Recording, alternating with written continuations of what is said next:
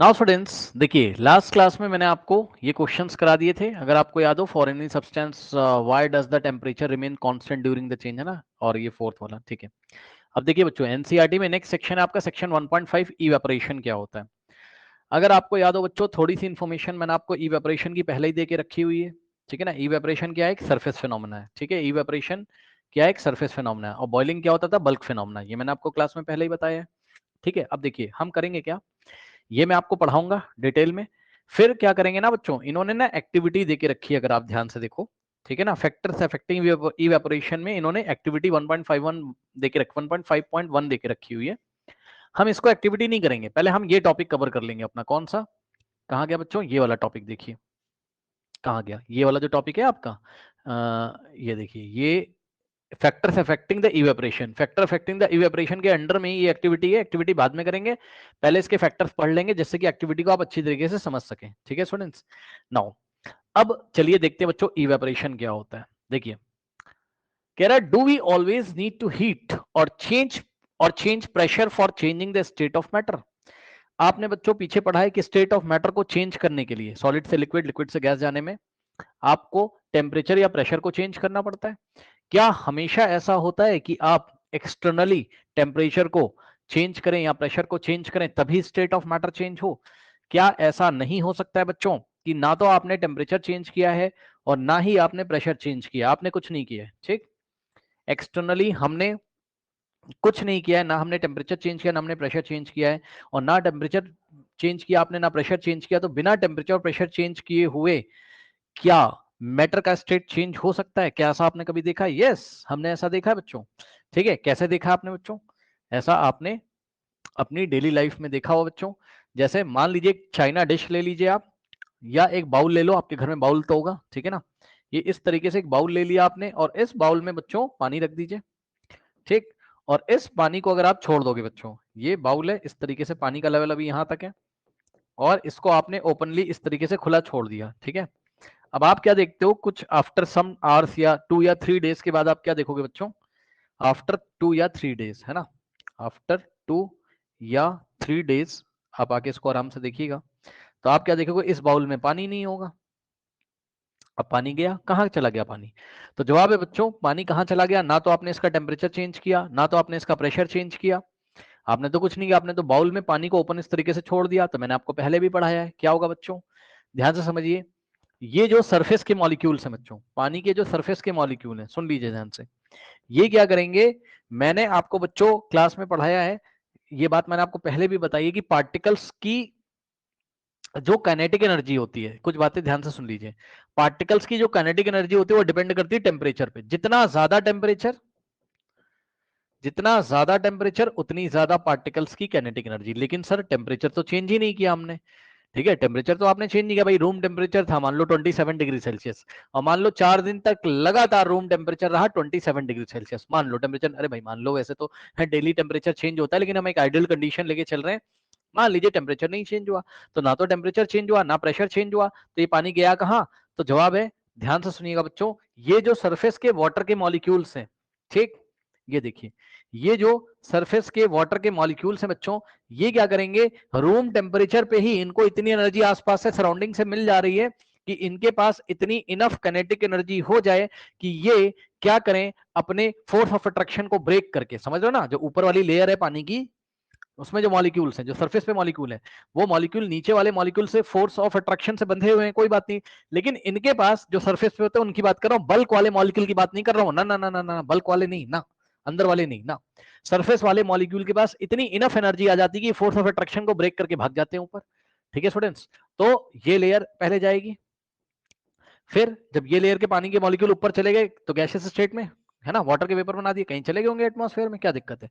उसके बाद बच्चों क्या हुआ, ध्यान से सुनिए, क्या हुआ, नीचे वाली लेयर आएगी, भाई ऊपर वाली लेयर खत्म, ऊपर वाली लेयर के मॉलिक्यूल तो उड़ गए, अब नीचे वाली लेयर फिर से एक्सपोज टू एटमॉस्फेयर है, ये सराउंडिंग्स में एक्सपोज है, एक्सपोज मतलब खुली हुई है इस तरीके से, ठीक है। तो वो भी एनर्जी लेंगी, मतलब जो नेक्स्ट वाली लेयर है उस पर भी तो वाटर के पार्टिकल है, वो भी एनर्जी लेंगे आसपास से, सराउंडिंग से, है ना। रूम टेम्परेचर पे इनको इतनी एनफ एनर्जी मिल जाती है कि ये, इनकी किनेटिक एनर्जी इतनी हाई हो जाती है कि ये अपना बॉन्ड नीचे वाले मॉलिक्यूल के साथ ब्रेक करके ऐसे उड़ जाएंगे वेपर बन के, ठीक, तो नेक्स्ट वाली लेयर जाएगी, फिर उसके नेक्स्ट वाली लेयर जाएगी, फिर उसके नेक्स्ट वाली लेयर जाएगी। ऐसे करते करते layer by layer, layer by layer, surface by surface, surface by surface, पूरे मॉलिक्यूल का एक सरफेस सोचिए, उसके नीचे मॉलिक्यूल्स का फिर से एक सरफेस सोचिए, उसके नीचे मॉलिक्यूल्स का फिर से एक सरफेस सोचिए। पहले ऊपर वाले सरफेस के मॉलिक्यूल निकल जाएंगे, फिर उसके नीचे वाले सरफेस के मॉलिक्यूल निकल जाएंगे, फिर उसके नीचे वाले सरफेस के, ऐसे करते करते 3 या 4 दिन में इस बाउल में कोई भी पानी नहीं बचेगा। यानी कि बच्चों क्या स्टेट ऑफ मैटर चेंज हुआ? Yes sir. State of matter change हो गया? यस सर, हो गया। पहले आपने इसमें क्या रखा था? लिक्विड, सही है, चेक कर लीजिए। पहले इसमें क्या था बच्चों? आपका लिक्विड था, अब ये गैस में तब्दील हो गया, गैस में चेंज हो गया। ये लीजिए, क्या दिक्कत है? तो आपने ना तो यहां टेम्परेचर चेंज किया और ना तो आपने यहां प्रेशर चेंज किया। बच्चों प्रेशर भी 1 atm था, टेम्परेचर भी आपने बच्चों यहां चेंज नहीं किया है, तो स्टेट ऑफ मैटर चेंज हो गया। यानी कि बिना टेम्परेचर प्रेशर चेंज किए भी नेचर में स्टेट ऑफ मैटर चेंज होने के एग्जांपल्स हैं, और उसका एग्जांपल क्या है? इवेपोरेशन। और ये फिनोमेना बच्चों क्या कहलाता है? इवेपोरेशन। अब खास बात देखिएगा जरा, ध्यान से सुनिए, खास बात देखिए बच्चों। एक बात बताइए, इवेपोरेशन जब हुआ, यहां पर जो भी आप देख रहे हो, क्या आपने इसको हीट दी? नहीं। कोई बॉइलिंग वॉइलिंग नहीं कराई भाई आपने, कोई बॉइलिंग वॉइलिंग नहीं कराई आपने ना, कोई टेम्परेचर नहीं चेंज किया आपने, कोई हीट सप्लाई नहीं किया, कोई बॉइलिंग नहीं करी है।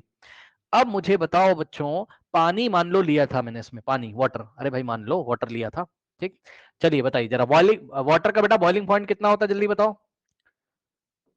BP, boiling point of water कितना होता है? हाँ कुछ भी बता दो, डिग्री सेल्सियस में चाहे केल्विन में, किसी में बताओ, जल्दी बताओ।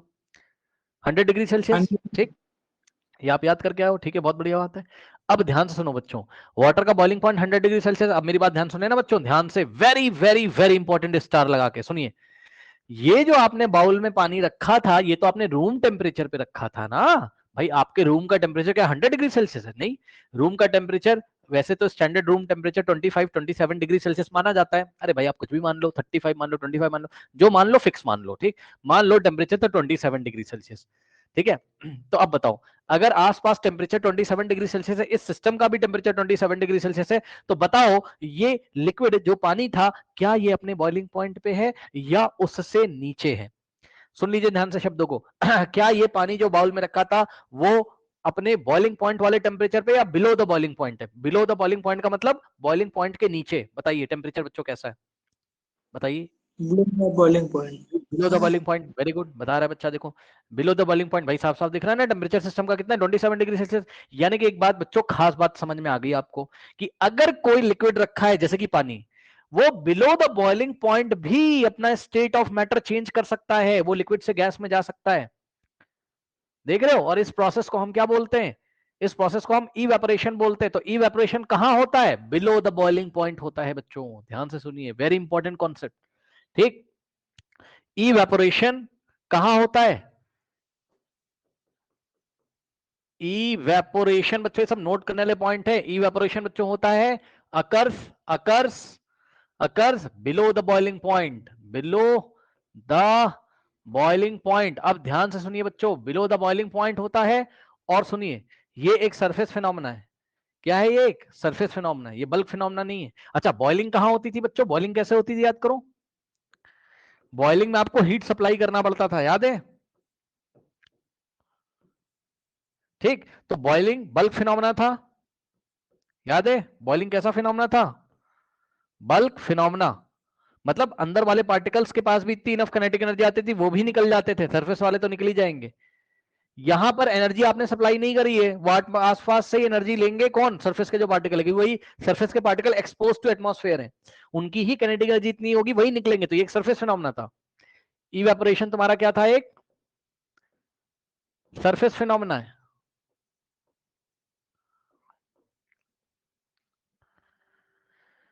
ये बल्क फिनोमेना है, बॉइलिंग।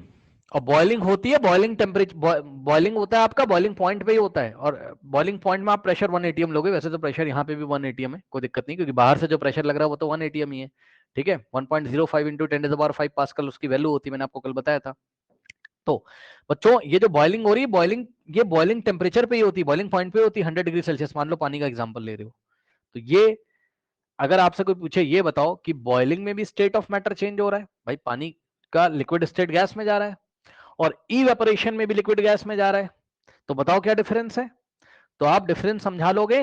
क्या डिफरेंस है? नंबर 1 डिफरेंस क्या है? इवेपोरेशन में आपको टेम्परेचर प्रेशर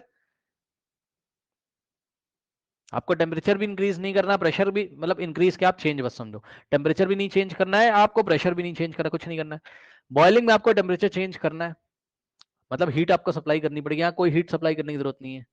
ठीक, बॉइलिंग बच्चों होती बॉइलिंग पॉइंट पे ही, लेकिन इवेपोरेशन होता है, इवेपोरेशन में भी वो लिक्विड से गैस में जा रहा है, बॉइलिंग में भी लिक्विड से गैस में जा रहा है, लेकिन बच्चों इवेपोरेशन होता है बिलो द बॉइलिंग पॉइंट, हमेशा evaporation below the boiling point होता है। और इवेपोरेशन एक सरफेस फिनोमेना होता है, केवल सरफेस के ही पार्टिकल पार्टिसिपेट करते हैं, वही इवेपोरेट हो जाते हैं।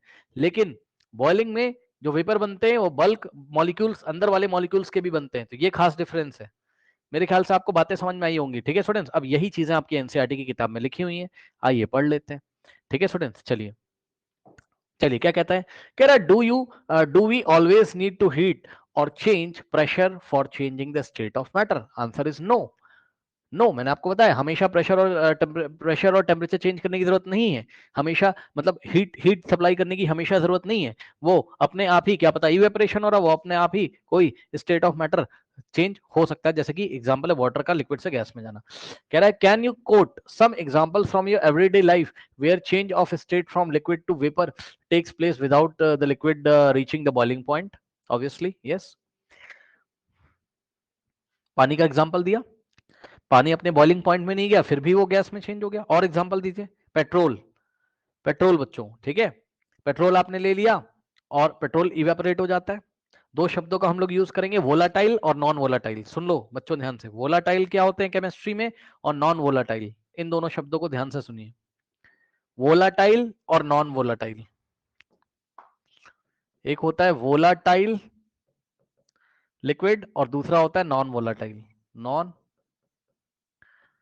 वोलाटाइल, वोलाटाइल, ये बातें भी याद होने। सुनो, वोलाटाइल क्या होता है, जिसका वेपर आराम से बन जाता है, एकदम जल्दी जल्दी वेपराइज हो जाता है, जो वोलाटाइल है। जो जल्दी से नहीं वेपराइज होता है नॉन वोलाटाइल है, बस। ठीक, यही है बस। और वोलाटाइल और नॉन वोलाटाइल ना रिलेटिव टर्म्स हैं, यानी कि आप जब कंपेयर करोगे तभी आप बताओगे। अब मैं आपसे एक सवाल पूछता हूँ, अब मैं आपसे एक सवाल पूछता हूँ, अभी आप जवाब भी दे दोगे। देखो देखो, मैंने आपको पानी दे दिया, वाटर, और पेट्रोल दे दिया। पेट्रोल के बारे में सबको पता होगा, पेट्रोल बाइक में डालते हो ना, आपके हाथ में कभी ना कभी पेट्रोल गलती से लग भी गया होगा, उसकी स्मेल भी आपने देखी होगी कैसी होती। और पेट्रोल को ऐसा अगर हाथ पे लगा लो और पानी को हाथ पे लगा लो, बताओ जल्दी से किसके वेपर बन जाएंगे, जल्दी से कौन उड़ जाता है? क्या एहसास किया आपने कभी ऐसा, बताइए। पेट्रोल। हाँ, पेट्रोल जल्दी उड़ जाता है। तो पेट्रोल और वाटर में अगर कंपैरिजन कराओगे तो ज्यादा वोलाटाइल कौन है? पेट्रोल ज्यादा वोलाटाइल। पानी भी वोलाटाइल है, वो देखो ना, पानी भी वेपर बन के उड़ रहा है, लेकिन पानी उतना वोलाटाइल नहीं है। ठीक है, इसी तरीके से जो नेल पॉलिश हाथ में लग जाती है, उसको छुड़ाने के लिए, उसको रिमूव करने के लिए थिनर वगैरह आते हैं ना, ठीक है, तो वो भी कैसे होते हैं, वोलाटाइल होते हैं। एल्कोहल जो होती है बच्चों, एल्कोहल शराब जो होती है, ठीक है, उसको अगर आप ऐसा ओपन करके छोड़ दोगे, एल्कोहल को C2H5OH उसका फॉर्मूला होता है इथेनॉल का, उसके वेपर बन जाते हैं, वो भी वोलाटाइल है। तो उनको उनके बॉइलिंग पॉइंट पे लाने से पहले ही, चाहे पेट्रोल हो, चाहे आपका एल्कोहल हो, चाहे वाटर हो, बॉइलिंग पॉइंट पे आप नहीं लेके आ रहे हो, आप उसको हीट नहीं सप्लाई कर रहे हो, उसके बावजूद भी उसका इवेपोरेशन हो जा रहा है, वोलाटाइल है ना नेचर में, उसके वेपर बन जा रहे हैं फटाफट। चलो अच्छा बताओ, ये जो प्लास्टिक है, ये देखिए रिमोट है, और इसकी जो प्लास्टिक है इसमें जो मॉलिक्यूल्स हैं, क्या उनका नेचर वोलाटाइल है? बताइए, है वोलाटाइल है? नो बताइए। सर। नहीं, ये नॉन वोलाटाइल है, चेक कर लो, इसके मॉलिक्यूल थोड़ी ना निकल के वेपर बना दे रहे हैं, समझ रहे हो? तो ये चीज है। अब वोलाटाइल में अभी आपको चेक करना पड़ेगा कौन ज्यादा वोलाटाइल है, कौन कम वोलाटाइल है। पानी कम वोलाटाइल है और पेट्रोल आपका ज्यादा वोलाटाइल है। तो बहरहाल अब हम लौट के आते हैं, तो इन्होंने हमसे बोला था कि भाई कुछ एग्जांपल ऐसे डेली लाइफ के बता दो, तो हमने बता दिया इनको, पेट्रोल का एग्जांपल दे दिया, इथेनॉल का दे दिया। इथेनॉल मतलब लिख देता हूं मैं, ठीक है, इथेनॉल एल्कोहल होता है, ठीक, इथेनॉल यानी कि C2H5OH। फॉर्मूला जिसको याद करना हो, जिस बच्चे को, नोट कर सकता है, C2H5OH, ये इथेनॉल है, एल्कोहल बोलते हैं इसको, एल्कोहल, करेक्ट। नाउ अब वापस आइए, कह रहा water when left uncovered slowly changes into vapour. मैंने आपको बताया, पानी को अगर आप खुला छोड़ दोगे इस तरीके से, अनकवर्ड है ना, मतलब इसको किसी से ढको नहीं, अनकवर्ड आप इसको रखो, तो ये धीरे धीरे वेपर्स में बन जाएगा, ठीक, चेंज हो जाएगा। अच्छा, अनकवर्ड क्यों बोला बच्चों उसने? कवर्ड कर दोगे तब क्या दिक्कत है भाई, कवर्ड कर दोगे तब क्या दिक्कत है? समझो बच्चों, अब ये बाउल है, इसमें पानी भरा है, अब तुमने इसको कवर कर दिया ऊपर से, समझो जरा, कवर कर दो भाई, देख लो क्या हो जाएगा। ये कवर कर दिया ऐसे, क्या होगा बताओ, अब खुद दिमाग लगाओ ना बच्चों। पानी के मॉलिक्यूल जो सरफेस पे होंगे वो निकलेंगे तो बेचारे, लेकिन ये जिस भी आपने मान लो जिस भी इंस्ट्रूमेंट से इसको ढका है आपने इस तरीके से ऊपर से, जब आएंगे नीचे से मॉलिक्यूल तो इसके सरफेस पे, ये नीचे से मॉलिक्यूल आएंगे इस पे टकराएंगे ना, और टकरा के बेचारे नीचे गिर जाएंगे वापस। ये ऐसे आएंगे, इस पे टकराएंगे और इनकी काइनेटिक एनर्जी लूज हो जाएगी। पहले गैसियस स्टेट में थे, जैसे ही टकराएंगे इनकी एनर्जी, समझो जरा बात को, अगर आप इसको कवर्ड कर दोगे तब क्या हालत होगी वो भी समझिए बच्चों। कहाँ पे दिखाऊं मैं, जगह ही नहीं है, यहाँ पे दिखाते हैं, यहाँ पे दिखाते हैं। ये पानी आपने रखा और इसको ऐसे कवर कर दिया, थोड़ा कॉन्सेप्ट समझिएगा। ये पानी के मॉलिक्यूल आएंगे और जब ये टकराएंगे यहाँ पर, तो जैसे ही टकराएंगे इन्होंने, इनकी जो काइनेटिक एनर्जी थी वो लॉस हो जाएगी टकराने में, ठीक है ना। काइनेटिक एनर्जी का लॉस होगा ना भाई, कोई पार्टिकल आके सामने किसी वॉल पे टकराएगा तो एनर्जी का लॉस करेगा वो, तो एनर्जी लॉस हो जाती है। जैसे एनर्जी लॉस होगी एनर्जी कम हो जाएगी, जैसे एनर्जी कम हो जाएगी वापस गैस से कहाँ जाएगा, लिक्विड में। तो कभी आप करके भी देख लेना, पानी इसमें रख के इसको ऐसा ढक दो एक, और आप 4 5 6 10 घंटे के बाद इसको उठा के देखिएगा तो इसमें पानी के मॉलिक्यूल चिपके रहते हैं। वो कहां से आ गए, नीचे से ऊपर कैसे आ गए, ऊपर आए होंगे गैसेस स्टेट में, फिर से टकरा के फिर ठंडे हो गए होंगे। ठंडे होने का मतलब समझ रहे हो ना, उनकी एनर्जी निकल गई होगी, एनर्जी ऐसे टकराने में लूज कर देगा एनर्जी वापस। तो गैस से एनर्जी जब बाहर निकालोगे तो वापस लिक्विड में आ जाएगा, बताया था ना, हीट कंटेंट बाहर निकलेगा उससे, तो लिक्विड इसमें लगा रहता है इस तरीके से। तभी उसने कहा कि पानी को अनकवर्ड रखो, कवर्ड मत रखो, कवर्ड रखोगे, सॉरी, पानी को कवर्ड रखो, I am very sorry, uncovered रखो, अनकवर्ड रखो, कुछ नहीं लगाना है ऊपर, ताकि ये पार्टिकल निकले और इन्हें रोकने वाला कोई नहीं रहे, ये आराम से निकल जाए ऐसे, ठीक है। हालांकि एटमॉस्फेरिक प्रेशर ऊपर से लग रहा है, बट इन पार्टिकल्स के पास इतनी इनफ काइनेटिक एनर्जी होती है कि ऊपर वाला जो एटमॉस्फेरिक प्रेशर लग रहा है उसका अपोज करते हुए ऐसा, मतलब जो ऊपर एयर के पार्टिकल है उसको अपोज करते हुए ऐसे निकल जाएंगे, ठीक। और कवर कर दोगे ऊपर से तो आके जो कवरिंग करी उस पर टकराएगा बेचारा और काइनेटिक एनर्जी लूज करके वहीं पे कंडेंस हो जाएगा। कंडेंस का मतलब क्या है, गैस से वापस लिक्विड में चेंज हो जाएगा, ठीक। तो यही बात उसने बोली, कह रहा वेट क्लॉथ ड्राई अप, ठीक है, गीले कपड़े सूख जाते हैं। What happens to the water in the above example, बच्चों ये वाला एग्जांपल मैंने आपको दिखाया, अनकवर्ड रखोगे तो पानी कहाँ गया, वेपर बन गए, ठीक है। गीले कपड़े आपने बाहर डाल दिए, है ना, कपड़े जब गीले होते हैं उसको आपने बाहर सुखाने के लिए डाल दिया, क्या होगा, कपड़े सूख जाते हैं, तो उसका पानी कहाँ गया, उसमें जो पानी के मॉलिक्यूल लगे रहते हैं कहाँ गए, वेपराइज हो गए। ना आपने उसको हीट दी, ठीक है, और ना आपने कोई प्रेशर चेंज किया, ठीक है स्टूडेंट्स, तो इवेपोरेशन हो रहा है ये सब, और क्या, ठीक है। चलिए, कह रहा we know that the particles of the matter are always moving and are never at rest, okay, at a given temperature in any gas or liquid or solid there are particles with the different amount of kinetic energy। ये देखिए मैंने आपको पहले बताया, matter आपका solid हो, liquid हो या गैस हो, उसके पार्टिकल्स कभी भी रेस्ट पे नहीं रहते, वो रैंडम इधर उधर मोशन करते हैं। गैस में कुछ ज्यादा ही मोशन करते हैं, लिक्विड में थोड़ा धीरे धीरे मोशन कर रहे हैं, और सॉलिड में बहुत ही धीरे धीरे अपनी मीन पोजीशन के टू एंड फ्रो वाइब्रेट कर रहे हैं पार्टिकल्स। कह रहा है there are particle with the different amount of kinetic energy, हाँ, in the yes, okay, so हाँ, एट अ गिवन टेम्परेचर। ध्यान दें बच्चों, मैंने भी अभी अभी आपको बताया है और डेली मैं आपको बता रहा हूं कि काइनेटिक एनर्जी किस पे डिपेंड करता है, टेम्परेचर पे, याद रखिएगा। काइनेटिक एनर्जी टेम्परेचर का फंक्शन है, मतलब टेम्परेचर जितना ज्यादा होगा पार्टिकल की काइनेटिक एनर्जी उतनी ज्यादा होगी, याद रखिएगा। तो उसने बोला एट अ गिवन टेम्परेचर, मतलब अगर आप कोई टेम्परेचर फिक्स कर दो, टेम्परेचर है तो पक्का काइनेटिक एनर्जी है पार्टिकल्स के पास, याद रखिएगा। तो कोई टेम्परेचर हम फिक्स कर दें जैसे रूम टेम्परेचर, तो इस रूम टेम्परेचर पे भी पार्टिकल्स के पास काइनेटिक एनर्जी होती है भाई, चाहे सॉलिड हो, चाहे लिक्विड हो और चाहे गैस हो, रूम टेम्परेचर पे भी पार्टिकल्स के पास काइनेटिक एनर्जी होती है। यही बात इसने आपसे बोली, पढ़ लीजिए। कह रहा है at a given temperature in any gas, liquid और solid there are particles with the different amount of kinetic energy, ठीक। रूम टेम्परेचर पे भी पार्टिकल्स के पास काइनेटिक एनर्जी होती है, आप उसको हीट सप्लाई करो चाहे ना करो। Different amount of kinetic energy क्यों बोली, गैस में सबसे ज्यादा होगी गैस के पार्टिकल्स के पास, है ना, लिक्विड के पास उससे कम होगी। एक ही मैटर की बात कर रहे हैं, मान लो वाटर गैसियस स्टेट में सबसे ज्यादा उस पर एनर्जी होगी, वाटर लिक्विड स्टेट में कम एनर्जी होगी, और वाटर का सॉलिड स्टेट में सबसे कम एनर्जी होगी उसके पार्टिकल्स के पास, ठीक।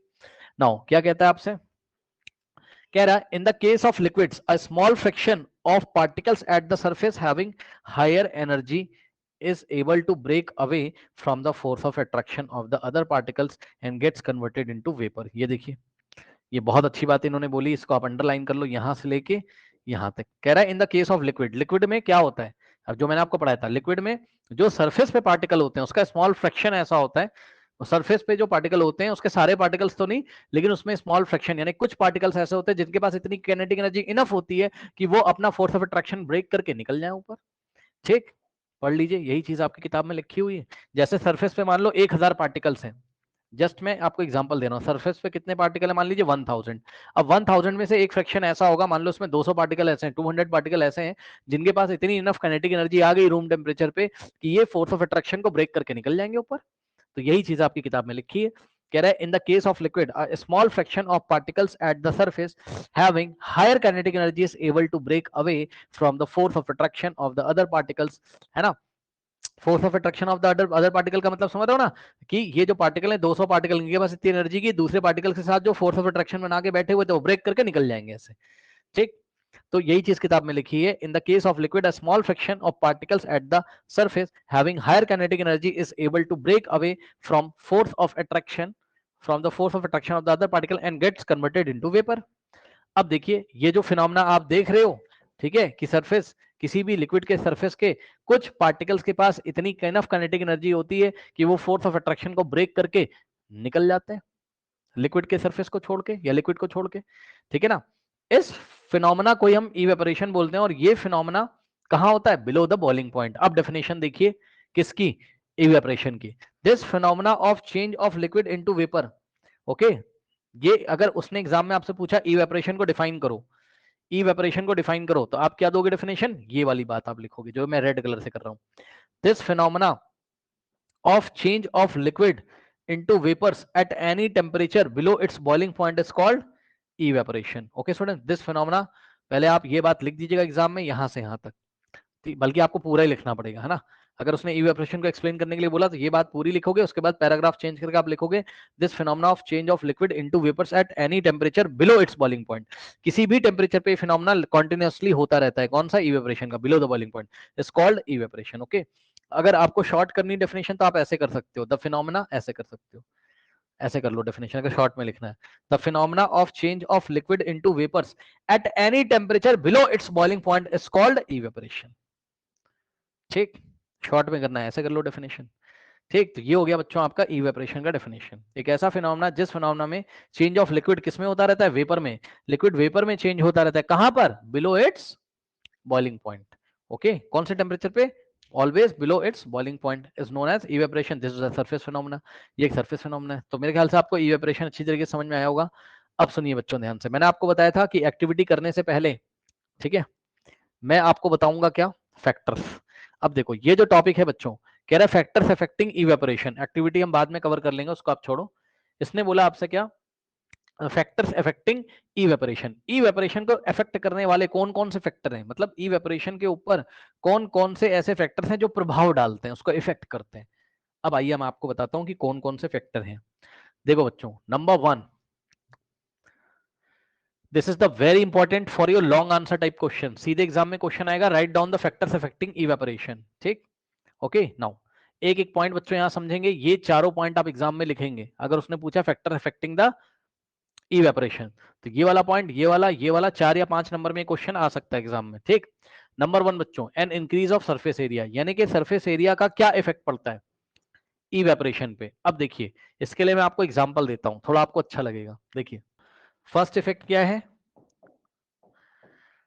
सरफेस एरिया,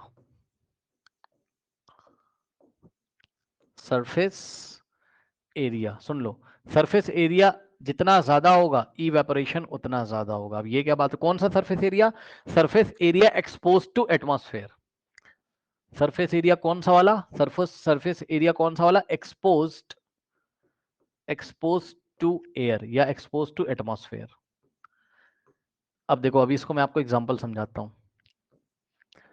जितना ज्यादा सरफेस एरिया होगा उतना ज्यादा इवेपोरेशन होगा, उतना ज्यादा इवेपोरेशन होगा, ठीक, या उतना ज्यादा रेट ऑफ इवेपोरेशन होगा। रेट का मतलब टाइम के रिस्पेक्ट में कितना तेजी से इवेपोरेशन हो रहा है, तो रेट ऑफ इवेपोरेशन उतना ज्यादा होगा। अब ये क्या बात है, देखो बच्चों बहुत आसान बात है, मैं आपको बताता हूँ एग्जांपल से, बहुत सिंपल बात है।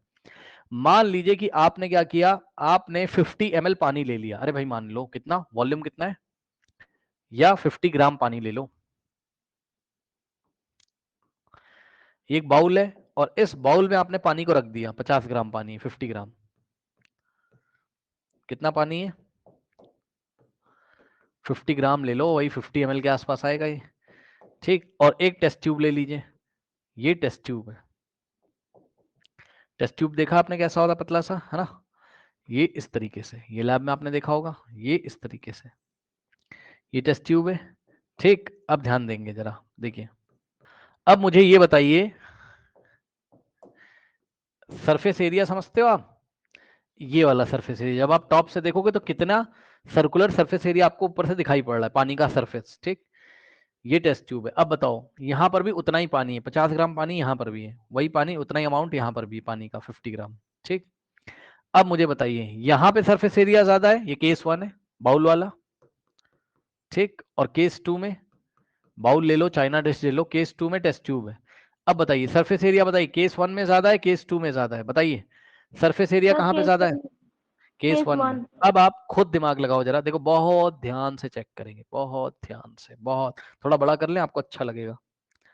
रुको, देखो आराम से, एकदम एकदम आराम से देखो भाई, देखो थोड़ा बड़ा कर लो ना, तो समझने में आसानी होगी ना, ठीक। लो, ध्यान देंगे स्टूडेंट्स, यहां पे जो आपका सरफेस एरिया है, ये बहुत ज्यादा सरफेस एरिया है, ये देखिए कितना ज्यादा सरफेस एरिया। भाई देखो, अगर ज्यादा सरफेस एरिया है तो मॉलिक्यूल भी सरफेस पे ज्यादा होंगे। खुद दिमाग लगाओ, इवेपोरेशन में कौन पार्टिसिपेट करता है, बल्क मॉलिक्यूल या सरफेस वाले? सरफेस वाले।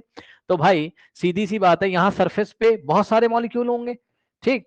लेट अस से यहां सरफेस पे 5 लाख मॉलिक्यूल, 5 लाख, 1 2 3 4 5, 1 2 3, ठीक। यहां 5 लाख मॉलिक्यूल्स हैं पानी के,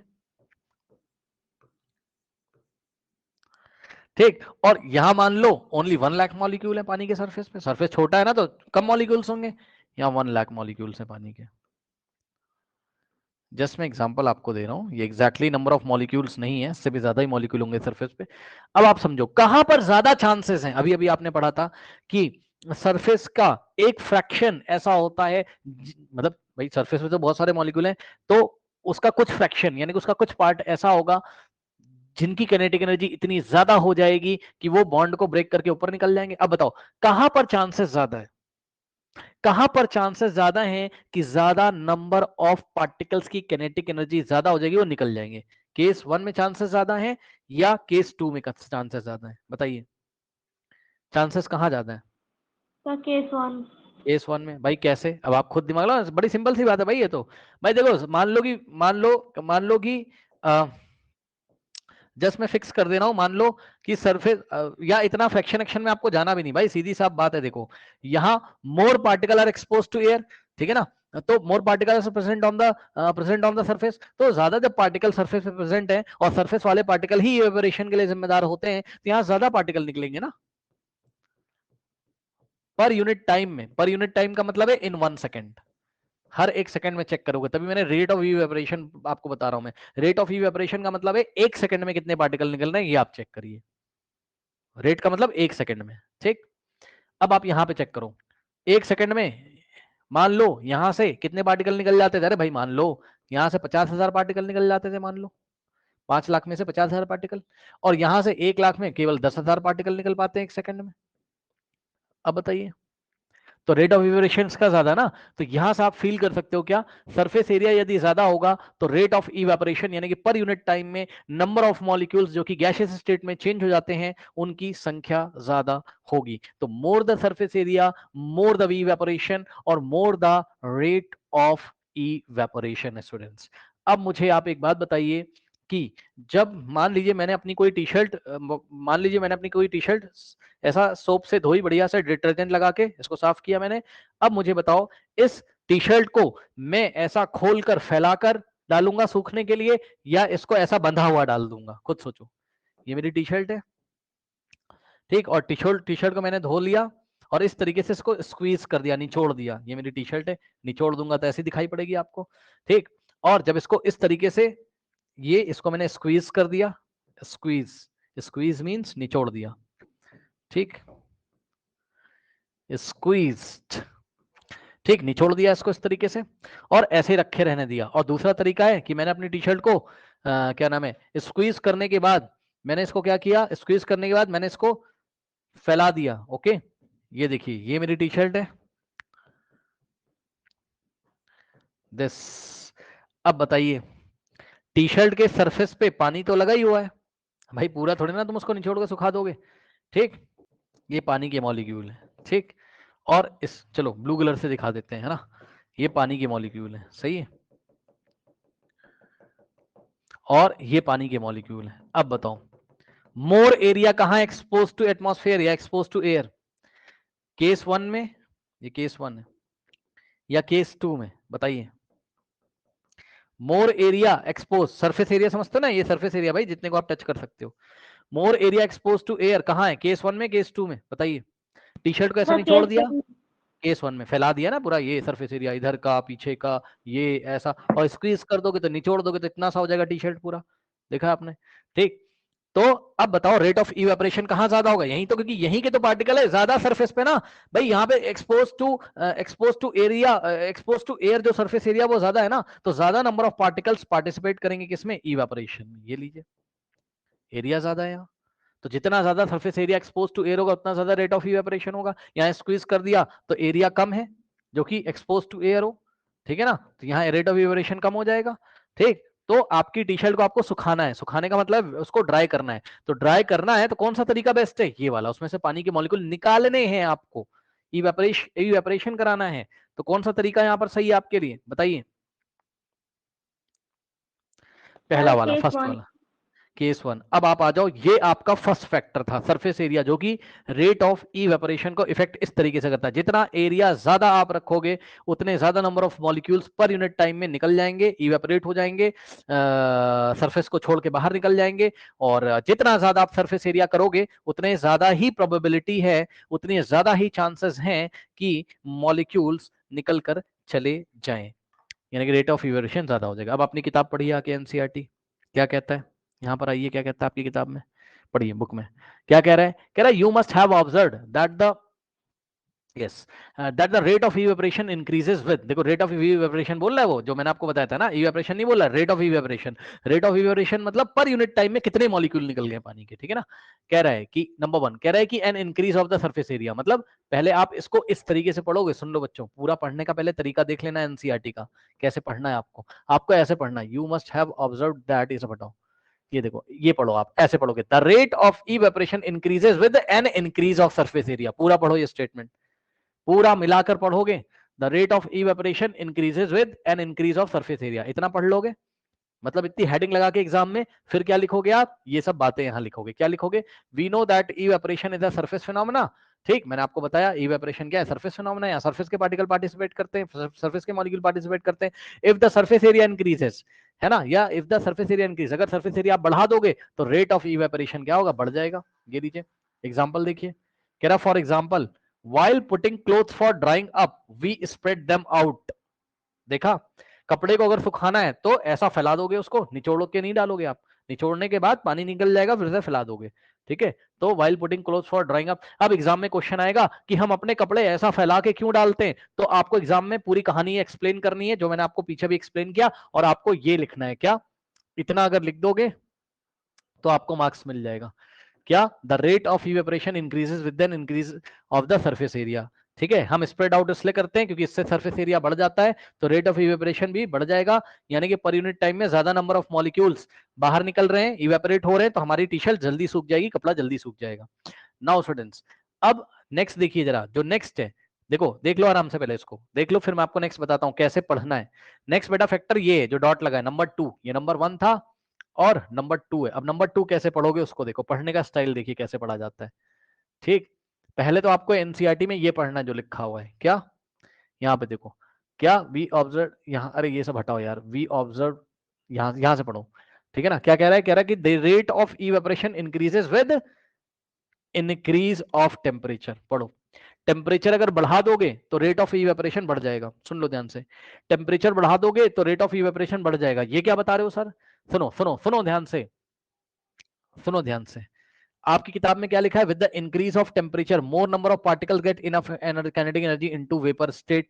अब देखो, आइए मैं आपको समझाता हूँ चल क्या रहा है। ठीक, आ जाओ जरा, देखो यहाँ पर आओ भाई। देखो मैंने आपको क्या पढ़ा है, नंबर 2 फैक्टर क्या है आपका, कि यदि आपने टेम्परेचर बढ़ा दिया तो आपका रेट ऑफ इवेपोरेशन भी बढ़ जाएगा। रेट ऑफ इवेपोरेशन भी क्या होगा आपका, इंक्रीज हो जाएगा। सही है। अब सुनो, देखो मैंने आपको कई बार बताया कि काइनेटिक एनर्जी जो होती है वो फंक्शन होता है किसका, टेम्परेचर का। मतलब काइनेटिक एनर्जी टेम्परेचर पे डिपेंड करती है।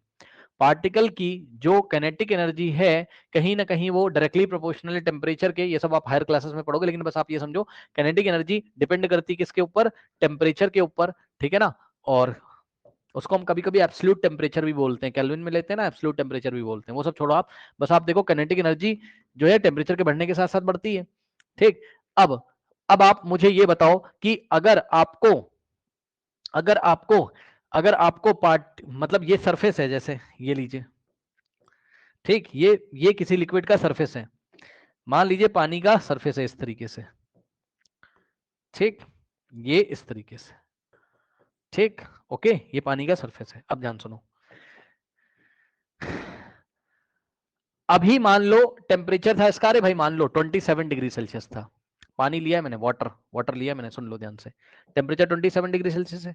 ठीक, तो इसकी काइनेटिक एनर्जी है, जो पार्टिकल्स को काइनेटिक एनर्जी मिल रही मान लो K1 मिल रही है। कितनी मिल रही, K1 काइनेटिक एनर्जी। ठीक, अगर मान लो इसका टेम्परेचर बढ़ जाए, है ना, ये मान लो मंडे को हमने देखा, मंडे को दिन में टेम्परेचर कितना था, 27 डिग्री सेल्सियस था।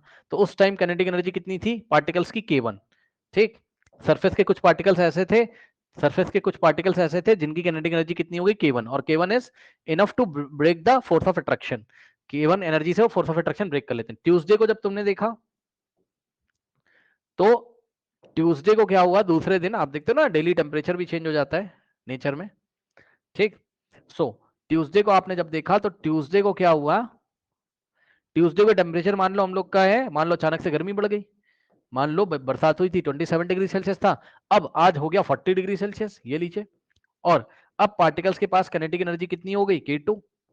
ठीक, अब मुझे ये बताओ ये K2 एनर्जी, क्योंकि यहां पे देखो ना टेम्परेचर कम है, यहाँ टेम्परेचर ज्यादा, तो जो K2 होगा, K2 मतलब ट्यूसडे वाली जो काइनेटिक एनर्जी है, ट्यूसडे के जो पार्टिकल्स के पास काइनेटिक एनर्जी है K2 will be greater than K1। क्या मैंने सही बोला कि नहीं, बताओ।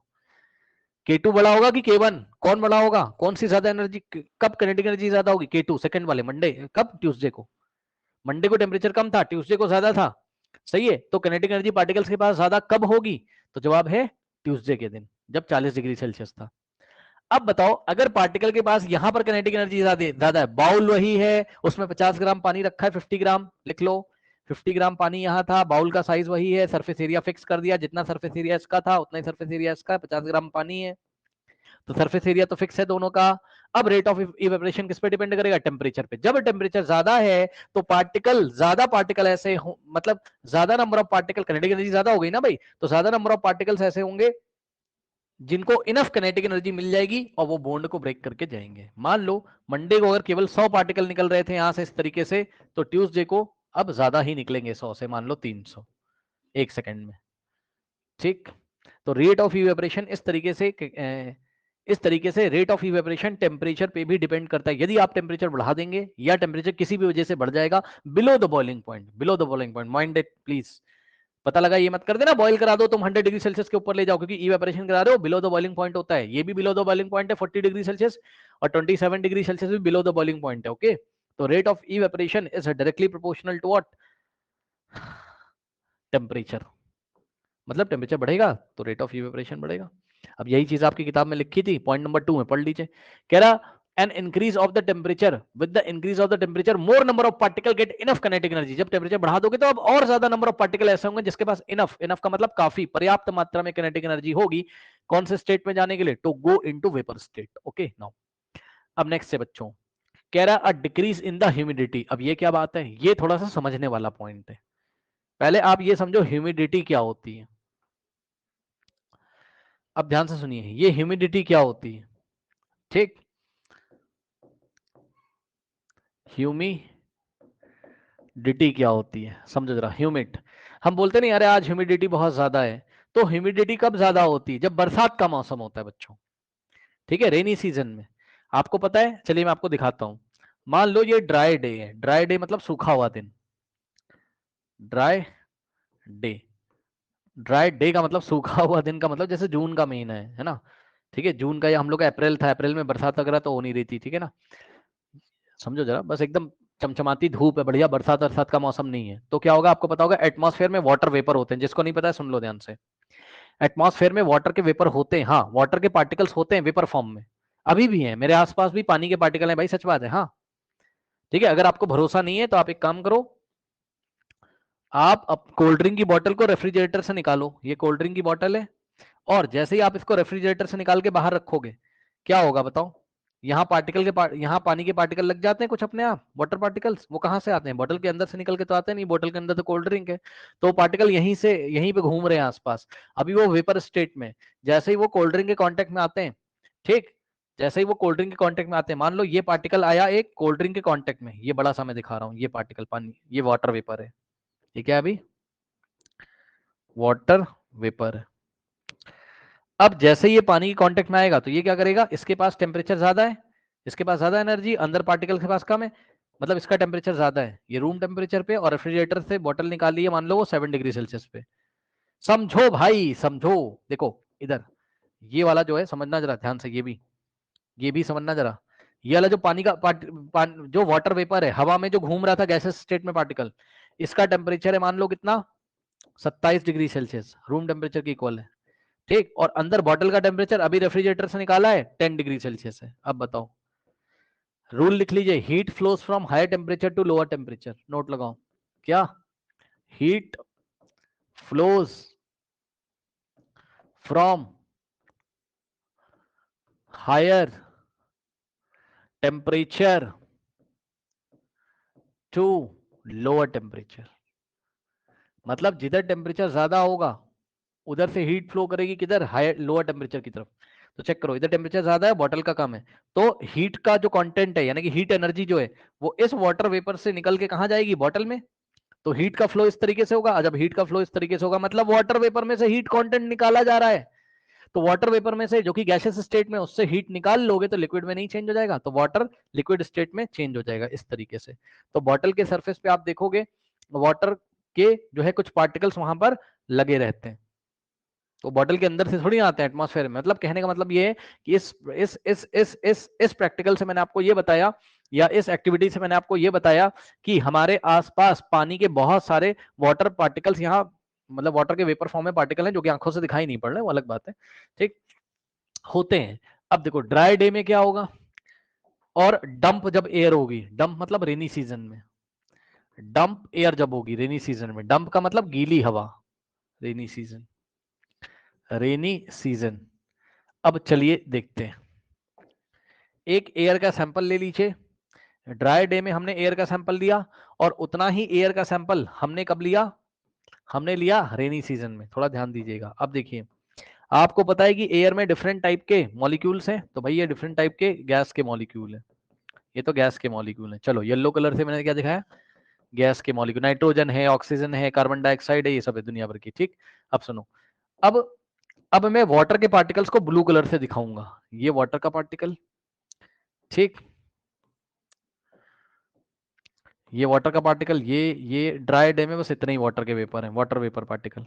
लेकिन डंप एयर जब है, रेनी सीजन जब है, तो ह्यूमिडिटी बहुत ज्यादा है, ठीक है ना भाई, क्या होता है, पानी बरस गया, जमीन पे गिरा, जमीन गर्म थी, उसके पास एनर्जी ज्यादा थी, तो पानी जब उस पर गिरा तो इवेपोरेट होगा ना, खुद खुद दिमाग लगाओ, ये क्या है, ग्राउंड है, ये ग्राउंड है, और पानी बरस गया, अब ग्राउंड में मिट्टी में इस तरीके से पानी पहले लगा सरफेस पे, अब मिट्टी के पार्टिकल्स के पास एनर्जी होती है तो वो पानी को देंगे, पानी फिर से इवेपोरेट होके जाएगा ऊपर, खुद सोचो,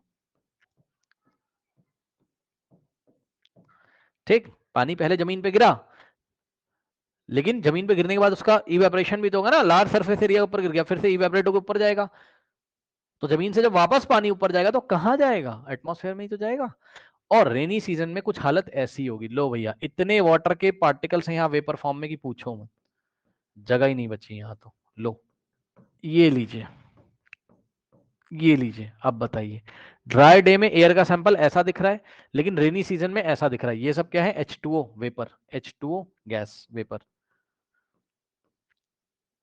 तो ऐसी एयर को हम डंप एयर बोलते हैं। रेनी सीजन में एयर कैसी हो गई? डंप, डंप हो गई, वेट हो गई। मतलब यहां ह्यूमिडिटी ज्यादा हो गई। तो ह्यूमिडिटी क्या होती है? एयर का सैंपल ले लीजिए, पर यूनिट वॉल्यूम में जो पानी की मात्रा आपको मिल जाए उसी को आप ह्यूमिडिटी बोलोगे। तो यहां ह्यूमिडिटी कम है, हवा में नमी कितनी है जिसको हम बोलते हैं नमी, तो यहां ह्यूमिडिटी कम है, ह्यूमिडिटी लेस, क्योंकि उतने ही वॉल्यूम में वाटर के पार्टिकल कम है। लेकिन यहां पर क्या है? ह्यूमिडिटी बहुत ज्यादा है। ये लीजिए, तो ह्यूमिडिटी कब ज्यादा होती है? रेनी सीजन में। अब सुनो मेरी बात ध्यान से। अब मैंने अपनी टी शर्ट को धो दिया, ये इस तरीके वॉश किया इसको, मेरी टी शर्ट है, इसको मैंने वॉश किया और ड्राई डे में डाला। जरा समझिएगा, ये आसपास एयर है और टी शर्ट मैंने अपनी यहां पे लगा दी। एक बार उसी टी शर्ट को रेनी सीजन में धो दिया। अब सुनो क्या होगा? इवेपोरेशन होगा, मेरी टी शर्ट से वाटर के मॉलिक्यूल निकल निकल के जाएंगे ऐसे करके एटमॉस्फेयर में। तो भाई एटमॉस्फेयर में जगह भी तो होनी चाहिए ना। तो ह्यूमिड डे में तो ये पार्टिकल निकल निकल के जाएंगे आराम से, कोई दिक्कत नहीं है, और मेरी टी शर्ट आराम से सूख जाएगी क्योंकि यहाँ पर जगह है ना बहुत ज्यादा। अब सुनो, जब रेनी सीजन होगा, ठीक, या ह्यूमिडिटी जिस दिन ज्यादा होगी, तो यहां से जब मैं अपनी टी शर्ट को धो के डालूंगा सूखेगी नहीं। क्यों? सूखने के लिए क्या चाहिए? इसका इवेपोरेशन होना चाहिए ना भैया। यहां से पार्टिकल निकल के बेचारे जा ही नहीं पाएंगे, वहां जगह ही नहीं है, पहले से ही बने हुए भरे हुए पानी के पार्टिकल वहां बहुत सारे। कोई डाउट है? बताइए, कोई डाउट है? No sir. अब मुझे बताओ कि आपकी टी शर्ट या कपड़े अच्छी तरीके से कब सूख जाएंगे? जब ह्यूमिडिटी लेस होगी या ज्यादा होगी? बताइए। सर लेस होगी। लेस होगी, यानी कि ड्राई डे में आपकी टी शर्ट आराम से सूख जाएंगे कपड़े। क्यों? क्योंकि यहां पर ह्यूमिडिटी में वाटर के पार्टिकल यहां है नहीं, एयर में है ना। ह्यूमिडिटी जब लेस है तो भैया यहाँ पे जगह बहुत है ना एयर में भी। आपने पढ़ा है कि एयर में गैस के पार्टिकल्स हैं और उनके बीच में इंटरमॉलिक्यूलर स्पेस है बहुत ज्यादा है, तो यहाँ ये जा सकते हैं ऐसे, यहाँ जगह ही नहीं है। अब सुनो, अब रेनी सीजन में आपने अपना दिमाग लगाया, आपने कहा अरे, आपने देखा होगा रेनी सीजन में कपड़े सुखाने के लिए कहते हैं फैन चला दो, फैन चला दो, है ना। तो फैन चलाते हो आप, क्यों चलाते हो? तो वो भी आप समझो थोड़ा सा, फैन चलाते हो क्यों चलाते हो, ध्यान दो। जब आप फैन चलाओगे, दिमाग लगा लेना, तो टी शर्ट की सराउंडिंग में, ये देखिए टी शर्ट के जो आसपास ये वाटर के मॉलिक्यूल्स हैं, भाई आप पंखा चला दोगे, चलो लगा दो फैन, फैन लगाओ, फैन लगाओगे, हवा फेंकेगा ये इस तरीके से, हवा हवा फोर्स लगाएगी, ठीक है ना। तो फैन से जो हवा निकलेगी हवा फोर्स लगाएगी, वो क्या करेगा, ये जो टी शर्ट की सराउंडिंग यहाँ जगह बना देगा। कैसे? ये ऐसे धक्का मारेगा तो ये सब जो पानी के मॉलिक्यूल है इधर उधर चले जाएंगे, ऐसे करके थोड़ी जगह बन जाएगी यहाँ, तो यहाँ से पानी के मॉलिक्यूल निकल सकते हैं। फिर फैन चलेगा, फिर धक्का मारेगा, तो ये सब मॉलिक्यूल, मैं आपको अच्छी तरीके से दिखा देता हूँ ये चीज। देखो, ये आपकी टी शर्ट है इस तरीके से, ठीक। अब यहां से पानी के मॉलिक्यूल निकल निकल के कहा जाना चाहते हैं? यहाँ पे। भाई यहाँ जगह होगी तब तो ना, तो तुमने दिमाग लगाया, तुमने कहा पंखा चलाएंगे, लो फैन चला दिया तुमने, ठीक। यहाँ तुमने फैन चला दिया, जैसे ही फैन चलाओगे फैन से हवा चलेगी, ये इस तरीके से, ये एयर क्या लगाएगी, फोर्स लगाएगी किस पे, सुन लेना ध्यान से। यहां से पानी के मॉलिक्यूल निकल निकल के आ रहे थे ना यहाँ पे, अब पीछे वाले मॉलिक्यूल लाइन लगा के खड़े हैं बेचारे कि हम निकलेंगे और यहाँ आएंगे, ये लोग कह रहे रुको अभी हम यहाँ भरे हुए हैं, रुक तो जाओ, पीछे से कोई आ नहीं पा रहा है। तो पंखा जब हवा करता है तो फोर्स लगाएगा इन सब पार्टिकल पे, और ये सब पार्टिकल निकल के टे उधर चले जाएंगे फोर्स से, और यहाँ जगह खाली हो जाएगी। तो जैसे ही जगह खाली होगी तो ये सब पार्टिकल अंदर से कहाँ आएंगे, टी शर्ट से निकल के फिर से बाहर आएंगे। समझे? हवा तो चली रही, तो लगातार हवा क्या करेगी, इसको उधर भेजती रहेगी, यहाँ जगह खाली होती रहेगी, और जगह यहाँ जब खाली होती रहेगी ना कि वाटर के पार्टिकल नहीं रहेंगे, तो यहाँ से वाटर के पार्टिकल यहाँ से निकल निकल के यहाँ भागेंगे हायर कॉन्सेंट्रेशन से लोअर कॉन्सेंट्रेशन की तरफ। मतलब यहाँ पानी की मात्रा ज्यादा और यहाँ है नहीं, तो भाग जाएंगे यहाँ। तो इसलिए आप फैन से हवा भी चलाते हो, पंखा भी करते हो, ठीक। तो तेज हवा में कपड़ा जल्दी सूखेगा, बताइएगा जरा मुझे, तेज हवा में कपड़ा जल्दी सूखेगा जब बाहर हवा चल रही है या जब हवा नहीं चल रही है? बताइए। सर जब हवा चल रही है। जब हवा चल रही है, यानी कि विंड स्पीड जब ज्यादा होगी, हवाएं जब तेज चल रही, तो कपड़ा आराम से सूख जाएगा, जल्दी सूख जाएगा। क्यों? क्योंकि आपने देखा यहाँ पर, आपने देखा भी यहाँ पर, देखा, फैन चलाओ चाहे बाहर से हवा चल जाए, पानी के पार्टिकल को हटा देगी। अब देखिए टाइम भी हो रहा है, जल्दी से इन दोनों पॉइंट को खत्म करते हैं, ठीक। यहाँ पर आ जाइए जरा, ये देखिए ह्यूमिडिटी भी समझा दिया, इसके नीचे वाला भी समझा दिया। यहाँ पे देखो क्या कह रहा है, कह रहा है कि ये देखो, रेट ऑफ इवेपोरेशन इंक्रीजेस, इसको पूरा पढ़ना आता है? कैसे पढ़ोगे इसको? पूरा पढ़ना आता है? देखो कैसे पढ़ोगे इसको पूरा, देखो कैसे पढ़ेंगे।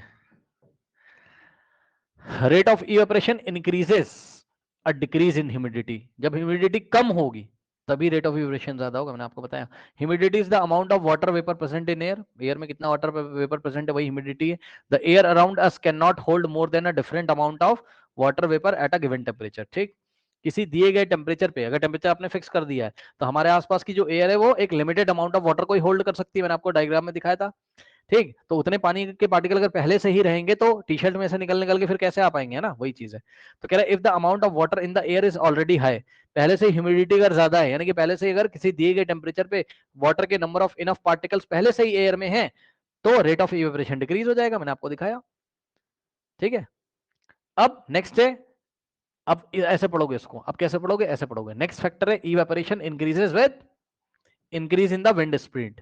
हवा की स्पीड बढ़ा दोगे अगर आप, हवा की स्पीड बढ़ा दोगे, अगर आप फैन चला दो या बाहर से हवा चलने लगी तो कपड़े आराम से सूख जाएंगे, यानी कि रेट ऑफ इवेपोरेशन बढ़ जाएगा। तो वही लिखा है evaporation increases as increase in the wind speed. क्यों, यहाँ पे देखो, it is common observation that the clothes dry faster in a windy day. Okay, with the increase in the wind speed the particles of the water vapour moves away with the wind. यही बात है। क्यों होता है ऐसा, जल्दी कपड़े क्यों सूख जाते हैं? क्योंकि जब आप विंड चलती है तो, जब हवा चलती है तो ये देखिए क्या लिखा है, the particles of the water vapour moves away with the wind, है ना। हवा जब चलेगी तो जो टी शर्ट है आपकी, टी शर्ट के आसपास के पार्टिकल, ये जो पहले से यहाँ प्रेजेंट थे वाटर, ये हवा के साथ भाग जाते हैं यहाँ से। ठीक है, मूव अवे, तो जगह खाली हो जाती है, तो यहाँ से नए पार्टिकल आ जाएंगे, जिससे रेट ऑफ इवेपोरेशन बढ़ जाएगा। ठीक है, कह रहा है कि decreasing the amount of water vapour in the surroundings. हाँ, तो हवा जब चलती है तो ये जो सराउंडिंग में है ना, हवा वाटर पार्टिकल को अवे ले जाती, दूर ले जाती, जिससे सराउंडिंग में डिक्रीज हो जाता है क्या, अमाउंट ऑफ वाटर वेपर, और नए वाटर वेपर यहाँ से निकल निकल के आएंगे। बस यही चीज लिखी हुई है। ओके, कोई डाउट है? तो ये चीज अब हम नेक्स्ट क्लास में डिस्कस करेंगे। थोड़ा सा मेरा क्लास का भी टाइम हो रहा है। ठीक है, जाइए।